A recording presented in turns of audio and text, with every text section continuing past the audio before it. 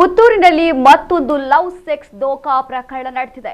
ಮದುವೆಯಾಗುವುದಾಗಿ ನಂಬಿಸಿ ಯುವತಿಯನ್ನ ಗರ್ಭವತಿಯನ್ನಾಗಿಸಿದ ಆರೋಪದಡಿ ಯುವಕನೋರ್ವನನ್ನ ಪುತ್ತೂರು ಮಹಿಳಾ ಠಾಣಾ ಪೊಲೀಸರು ಬಂಧಿಸಿದ್ದಾರೆ. ಬಂಧಿತನನ್ನ ಕಬಕ ನಿವಾಸಿ ಪ್ರಕಾಶ್ ಗೌಡ ಎಂದು ಗುರುತಿಸಲಾಗಿದೆ. ಸದ್ಯ ಆತನನ್ನ ನ್ಯಾಯಾಲಯಕ್ಕೆ ಹಾಜರುಪಡಿಸಲಾಗಿದ್ದು ನ್ಯಾಯಾಂಗ ಬಂಧನ ವಿಧಿಸಲಾಗಿದೆ ಎಂದು ತಿಳಿದು ಬಂದಿದೆ.